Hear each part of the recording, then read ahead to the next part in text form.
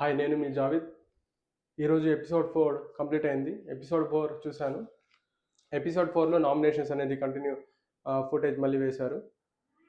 నిన్న ఆల్మోస్ట్ ఒక 4 నామినేషన్స్ జరిగాయి. రిమైనింగ్ నామినేషన్స్లో ఈరోజు చూపించిన ఎపిసోడ్లో రిమైనింగ్ నామినేషన్లో అదే నామినేషన్ టాస్క్లో భరణి అండ్ ఇమాన్యుల్ పార్టిసిపేట్ చేశారు.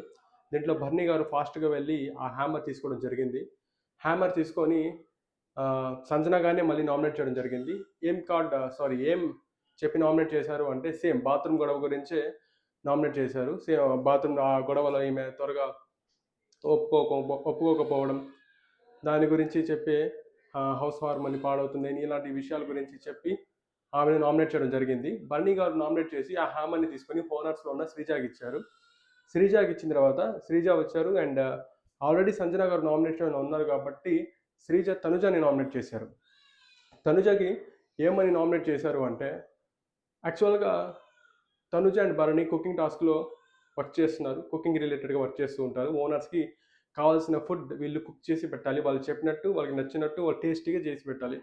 యాక్చువల్గా దీంట్లో శ్రీజ గారు తీసిన పాయింట్ ఏంటంటే, ఏమైనా చెప్తే అది మాకు తెలుసు మేము చేస్తాము అనడం, ఇలా చెప్తున్నారు తనుజ. అండ్ ఆల్సో ఫుడ్ టేస్ట్గా ఉండకపోవడం అండ్ ఆల్సో కర్రీస్ విషయంలో కొంచెం తేడా వస్తుంది అనే పాయింట్స్ చెప్పి తనుజని నామినేట్ చేశారు. దానికి తనుజ కూడా ఫీల్ అయ్యారు అండ్ ఏడ్చారు కూడా. తనుజ కూడా చెప్పింది ఏంటంటే, మీరు డెసిషన్ అనేది కరెక్ట్గా తీసుకోకుండా మీ డెసిషన్ మేకింగ్ కూడా చాలా లేట్ అవుతుంది. సో మీరు లేట్గా చెప్తున్నారు, ఏం వండాలో కూడా అని చెప్తున్నారు. సో అందువల్ల ఇలాంటి మిస్టేక్స్ అనేవి జరుగుతున్నాయి. అదే మీరు కరెక్ట్గా చెప్పుంటే ఇలాంటి మిస్టేక్స్ జరగవు అని చెప్పారు. దాంట్లో శ్రీజ గారు త్వరగా వచ్చి అలాగైతే ఉల్లగడ్డ కుర్మా కర్రీ చేయమంటే అది కర్రీలాగా లేదు, ఉల్లగడ్డ కుర్మలాగా ఉంది అని చెప్పేసి చెప్పారు. సో ఫుడ్ రిలేటెడ్గా తనుజని నామినేట్ చేయడం జరిగింది. సో తనుజ తర్వాత mask man, Priya and demon Pavan కూడా దాంట్లో ఇన్వాల్వ్ అయ్యి ఇర్రెస్పెక్టివ్గా మాట్లాడుతున్నారు అండ్ ఆల్సో మనసులో ఏదో పెట్టుకుని బయటికి వేరేలాగా మాట్లాడుతున్నారు అనే పాయింట్స్ మీద మాట్లాడారు. సో తనుజ నామినేషన్ ఆ ప్రాసెస్లో తనుజని నామినేట్ చేయడం జరిగింది. అండ్ ఆ తర్వాత next nomination flora Saini and Suman ఆ టాస్క్లో పార్టిసిపేట్ జరిగింది. నేనైతే ఫ్లోరా సైని వెళ్ళి హ్యామర్ తీసుకుంటా అనుకున్నాను, కానీ సుమన్ చాలా ఫాస్ట్గా వెళ్ళి హ్యామర్ తీసుకున్నారు అండ్ ఫ్లోరా సైని నామినేట్ చేశారు. సుమన్ మళ్ళీ సంజనాని నామినేట్ చేశారు. బేసికలీ ఆయన దగ్గర ఏం పాయింట్ లేదనుకుంటా. సో అందుకనే ఆయన సంజనాని నామినేట్ చేశారు. సేమ్ బాత్రూమ్ రిలేటెడ్ గొడవ గురించి చెప్పి సంజనాని నామినేట్ చేసి ఆ హ్యామర్ తీసుకొని వెళ్ళి ప్రియాకి ఇచ్చారు. సో ఓనర్స్లో ఉన్న ప్రియాకి ఇచ్చారు. ప్రియా వచ్చి ఆల్రెడీ సంజన నామినేట్ అయ్యున్నారు కాబట్టి సంజనాని నామినేట్ చేయలేదు. నామినేట్ చేయకుండా అది క్యాన్సిల్ చేసి ప్రియా రాము రాథోడ్ని నామినేట్ చేశారు. ఏం నామినేట్ చేశారంటే, ఆ రోజు ఉదయం జరిగిన ఫుడ్ విషయంలోనే ఇది కూడా. సో శ్రీజ వెళ్ళి వీళ్ళకి ఇచ్చిన ఫుడ్, టీనర్స్కి ఇచ్చిన ఫుడ్ తినడానికి వెళ్తే రాము రాథోడ్ గారు ఇది తినకూడదు, బిగ్ బాస్ రూల్, సో మీరు ఎలా తింటారు, మళ్ళీ ఇది ప్రాబ్లం అవుతాయి, హౌస్ హార్మోని దెబ్బతింటాయి సంథింగ్ ఇలా చెప్పంగానే వాళ్ళకి కొంచెం ఫీల్ అయ్యారు. అండ్ ఆల్సో వాళ్ళు చెప్పింది ఏంటంటే, అప్పుడు మేము కూడా కొన్ని రూల్స్ని బ్రేక్ చేసి మీకు ఫుడ్ ఇచ్చాం, మాకు ఇవ్వలేరా అని చెప్పారు. సో ఇక్కడ కొంచెం కాన్వర్సేషన్ జరిగింది. ఈ కాన్వర్సేషన్ గురించి నేను నిన్నటి వీడియోలో ఎక్స్ప్లెయిన్ చేసి ఉన్నాను, కావాలంటే ఆ వీడియోకి వెళ్ళి చూడండి. ఆ తర్వాత ఆ పాయింట్ మీద ప్రియా గారు రాము రాథోడ్ని నామినేట్ చేయడం జరిగింది. So Ramu Rathod and flora Saini ఈ నామినేషన్లో నామినేట్ అయ్యారు. నెక్స్ట్ వచ్చేసి ఆల్మోస్ట్ ఇంకా టీనాన్స్లో ఆల్మోస్ట్ భరణి తప్ప అందరు నామినేట్ అయిపోయారు. సో భరణి గారు ఒకరే మిగిలారు. సో భరణి గారు ఒకరే మిగలంతో బిగ్ బాస్ భరణి గారికి ఒక ఆఫర్ ఇచ్చారు.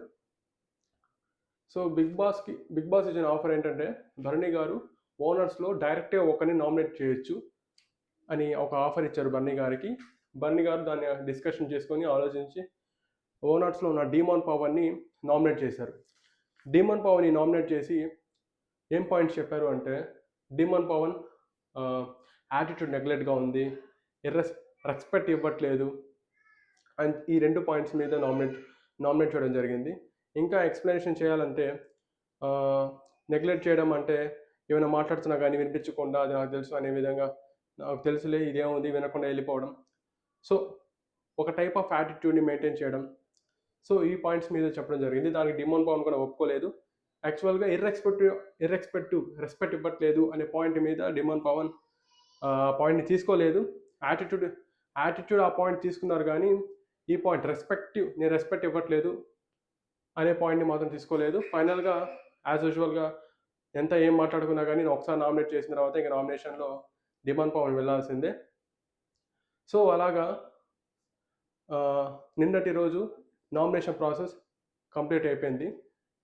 ఈరోజు డే 3కి వస్తే డే 3లో ఈరోజు చెప్పాలనుకున్న మ్యాటరే లేదు అసలు. అసలు ఏం ఎక్స్‌ప్లెయిన్ చేయాలన్నా గానీ ఏం మ్యాటర్ కూడా దొరకలేదు. యాక్చువల్‌గా చెప్పాలంటే గుడ్డు గూడం అనేది సింపుల్‌గా. ఈ సంజన గారు ఉన్నారు ఆల్రెడీ బాత్రూమ్‌లో కంపు చేశారు. మళ్ళీ వెళ్ళి ఉదయాన్నే ఎళ్లి నాకు చాయ్ కావాలి. నేను రోజుకి 6 టీ తాగుతాను. సో నాకు చాయ్ ఇవ్వండి అని రిక్వెస్ట్ చేసినా గానీ వాళ్ళు ఇవ్వలేదు. వాళ్ళు మొహమాటం లేకుండా చెప్పారు. ఎవరికైనా మెడికల్‌గా ఇష్యూస్ ఉంటే అలాంటి వాళ్ళకి మేము టీ ఇస్తున్నాం కానీ ఇవ్వట్లేదు. ఇంకేమైనా పర్సనల్‌గా అడిగితే నేను ఇది వర్క్ చేస్తాను అని స్పెసిఫిక్‌గా ఏమైనా పర్సనల్‌గా అడిగి అలా చేస్తే మేబీ ఇవ్వచ్చేమో ఆమెకి. సో ఆమె అది చేయకుండా ఆ టీ ఇవ్వలేదని చెప్పేసి తర్వాత ఇవ్వలేదు. సో వీళ్ళకి టీ నాన్స్‌కి ఫుడ్ పంపించారు. ఆ ఫుడ్ కూడా ఈమెకి సరిపోవట్లేదని చెప్పేసి వాళ్ళు 4 ఎగ్స్ బాయిల్ చేసుకుంటే దాంట్లో ఒక ఎగ్ తినడం జరిగింది. ఇంకేం దొరుకుతుందో నాకేం అర్థం కావట్లేదు అసలు. అంత గొడవ జరిగిన తర్వాత కూడా ఈమె మీద కొంచెం నెగెటివ్ ఇంప్రెషన్స్ కూడా ఉన్నాయి. మళ్ళీ వెళ్ళి ఎగ్ తినేసారు. ఎగ్ తినేసి అక్కడ కూర్చొని రామభరత్ అడిగి చెప్పడం జరిగింది. రామభరత్ అడిగి నా గురించే మాట్లాడుకుంటారు ఎగ్ గురించి అని చెప్పడం జరిగింది. సో చిన్నగా ఈమె ఎగ్ తిన్నారు అని తెలిసిపోయింది. ఎగ్ తెలిసిపోయినా గానీ తెలిసిపోయిన తర్వాత కూడా ఈమె ఒక తప్పును ఒప్పుకోవట్లేదు. ఈమె దగ్గర నెగెటివ్ అంటే అదే ఉంది. అది చాలా ఈమెని రేపటి రోజు నామినేషన్స్‌కి ఏమంటారు కంపల్సరీ ఒక నామినేషన్‌లో ఈమె సేఫ్ అయ్యే ఛాన్సెస్ చాలా తక్కువగా ఉన్నాయి అని చెప్పొచ్చు యాక్చువల్‌గా. డేంజర్ జోన్‌లో ఉన్నారు అని చెప్పొచ్చు డైరెక్ట్‌గా. సో మేబీ సంజన గారు ఒక బిహేవియర్ అనేది కొంచెం కరెక్ట్‌గా లేదు. ఎందుకంటే ఒక విషయం నిరూపితమైన తర్వాత కూడా దాన్ని ఒప్పుకోవట్లేదు ఈమె. సో అలాగా ఈరోజు మొత్తం గుడ్డు గురించి జరిగింది కానీ చా అంతగా మాట్లాడుకోవడానికి అంత మంచి కాన్వర్జేషన్ గొడవ కూడా ఏం దొరకలేదు ఈరోజు. అలాగే డే 3 ఎపిసోడ్ ఈ రోజుతో అలా కంప్లీట్ అవుతుంది. అంటే సగం వరకు వేశారు ఈరోజు ఎపిసోడ్లు.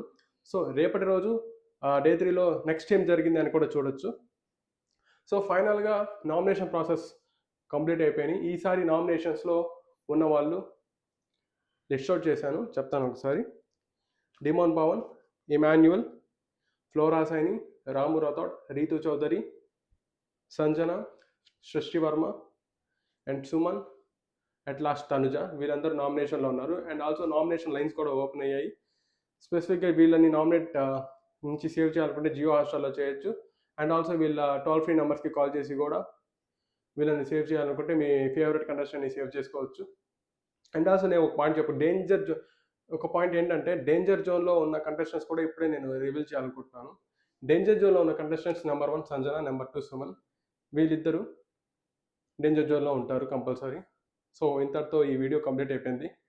ఇలాంటి వీడియోస్ని మీరు డైలీగా నేను అప్లోడ్ చేసే వీడియోస్ని మీరు త్వరగా చూడాలి అనుకుంటే మీ యూట్యూబ్లో నోటిఫికేషన్స్లోకి రావాలి అనుకుంటే ఈ ఛానల్ని నేను మీ జావేద్ అనే ఛానల్ని సబ్స్క్రైబ్ చేసుకోండి. బెల్ ఐకాన్ని ఎనేబుల్ చేసి పెట్టుకోండి. సో ఫర్దర్గా మీరు ఏ వీడియోస్ మిస్ కాకుండా అన్ని వీడియోస్ చూసే ఛాన్సెస్ మీకు వస్తాయి. మీరు ఏదైనా వర్క్లో ఉన్నా కానీ నోటిఫికేషన్స్ మీకు డైలీ వస్తూ ఉంటాయి. So thank you.